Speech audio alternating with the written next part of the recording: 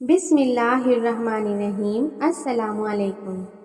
اللہ تعالیٰ کے ایک برگزیدہ پیغمبر جن کو سمندر میں ڈال دیا گیا اور ایک دیو ہیکل مچھلی نے نگل لیا، آخر آپ سے ایسی کون سی غلطی سرزد ہوئی تھی جس کی وجہ سے آپ کو مچھلی کے پیٹ میں رہنا پڑا، اور پھر ایسی تسبیح کی جس کے پڑھنے سے اللہ تعالیٰ نے آپ کو اس آزمائش سے نکال دیا۔ تو آئیے ہم حضرت یونس علیہ السلام کا یہ واقعہ بتاتے ہیں۔ حضرت یونس علیہ السلام اللہ تعالیٰ کے برگزیدہ پیغمبر گزرے ہیں جن کو اللہ تعالیٰ نے قوم بنی اسرائیل کی طرف مبعوث فرمایا تھا۔ یاد رہے کہ قوم بنی اسرائیل وہ واحد قوم ہے جس کی طرف اللہ تعالیٰ نے سب سے زیادہ انبیاء کرام کو مبعوث فرمایا۔ اللہ تعالیٰ نے حضرت یونس علیہ السلام کو نبوت عطا فرمائی۔ حضرت یونس علیہ السلام سرزمین موصل میں اہل نینوا کی طرف مبعوث ہوئے۔ وہاں کے لوگ بت پرست تھے۔ یونس علیہ السلام لگاتار 7 سال تک پند و نصیحت کرتے رہے، انہوں نے ایک نہ سنی، یومن فیومن انکار و تکذیب بڑھتا رہا۔ آخر حضرت یونس علیہ السلام نے تنگ آ کر ان کو آگاہ کیا کہ باز آ جائے، اگر باز نہ آئے تو 3 دن کے اندر عذاب آنے والا ہے۔ جب تیسری شب آئی، یونس علیہ السلام آدھی رات گزرنے پر بستی سے نکل کھڑے ہوئے۔ صبح ہوتے ہی آثار عذاب کے نظر آنے لگے۔ آسمان پر نہایت ہولناک اور سیاہ بادل چھا گیا جس سے سخت دھواں نکلتا تھا، وہ ان کے مکانوں سے قریب ہوتا جاتا تھا، حتیٰ کہ ان کی چھتیں بالکل تاریک ہو گئیں۔ یہ آثار دیکھ کر جب انہیں ہلاکت کا یقین ہو گیا تو یونس علیہ السلام کی تلاش ہوئی۔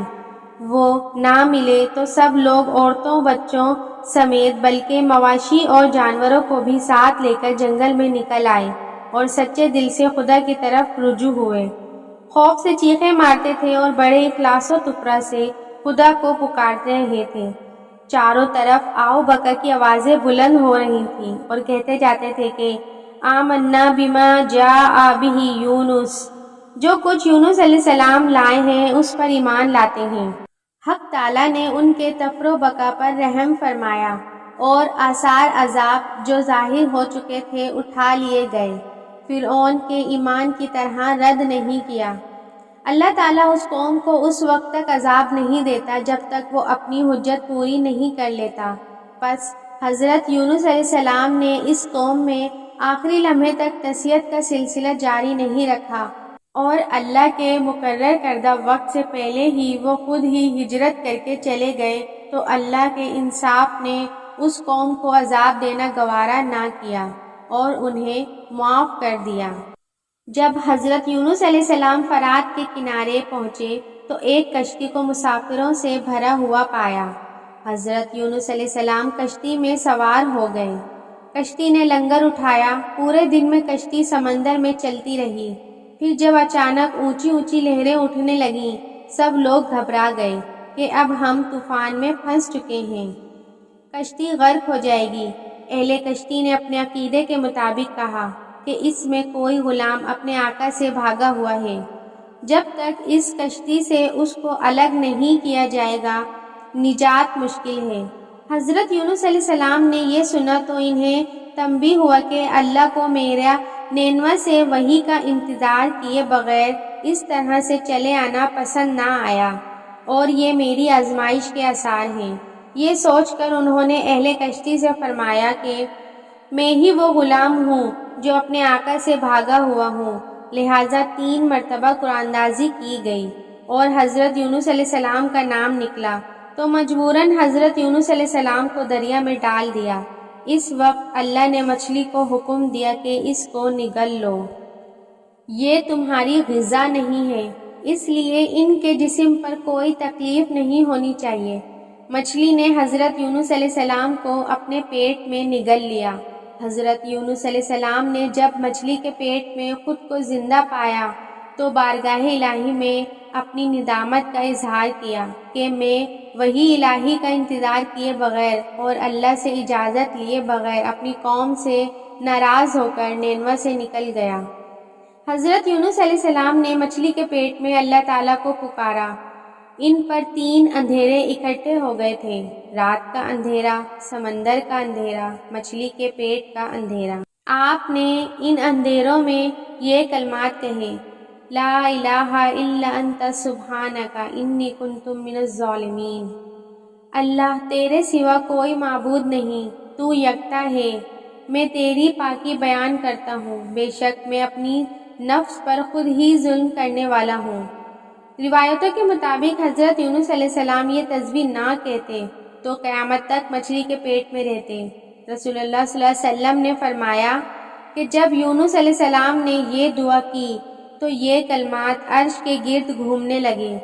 فرشتے کہنے لگے، یہ بہت دور دراز سے آواز آ رہی ہے، لیکن کان اس سے پہلے اس سے آشنا ضرور ہیں اور آواز بہت ہی کمزور ہے۔ اور اللہ نے کہا کہ آواز کو نہیں پہچانتے؟ انہوں نے کہا نہیں، تو فرمایا کہ یہ میرے بندے یونس کی آواز ہے۔ فرشتوں نے عرض کیا، وہ تو نیک بندے ہیں اور ان کی طرف سے ہر رات آپ کے پاس نیک اعمال پہنچتے ہیں۔ اللہ نے فرمایا، ہاں، یہ میری بہت اچھی تسبیح کرتے ہیں۔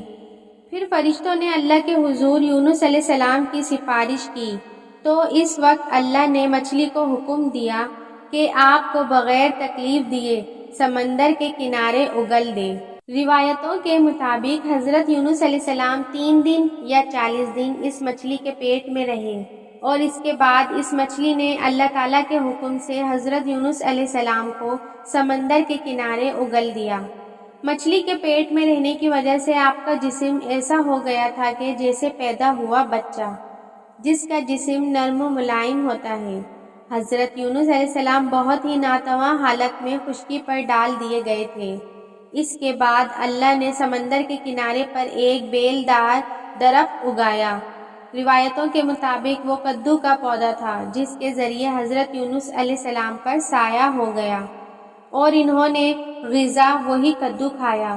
اور وہاں اللہ کے حکم سے ایک جنگلی بکری جو جنگل سے جڑی بوٹی اور گھاس کھاتی تھی، وہ آپ کے پاس آتی اور صبح و شام دودھ پلاتی تھی، یہاں تک کہ آپ تندرست ہو گئے۔ حضرت یونس علیہ السلام درخت کے اس سائے میں جھونپڑی بنا کر رہنے لگے۔ یونس علیہ السلام کی قوم انہیں تلاش کرتی ہوئی ایک دن اس ساحل کے کنارے پر پہنچ گئی اور انہوں نے آپ کے ہاتھ پر اسلام کی بیعت کر لی اور ساتھ ہی اللہ سے توبہ و استغفار کرنے لگے۔ یونس علیہ السلام دوبارہ نینوا چلے گئے اور اپنی قوم کی رہنمائی فرمائی۔ سورہ یونس قرآن شریف کی ایک سورہ ہے اور اللہ تعالیٰ فرماتے ہیں کہ مجھ پر ایمان لاؤ اور کسی حال میں مایوس نہ ہو اور توبہ و استغفار کرتے رہو، بے شک میں معاف کرنے والا ہوں۔ ویڈیو اچھی لگے تو لائک کریں، شیئر کریں اینڈ سبسکرائب کریں۔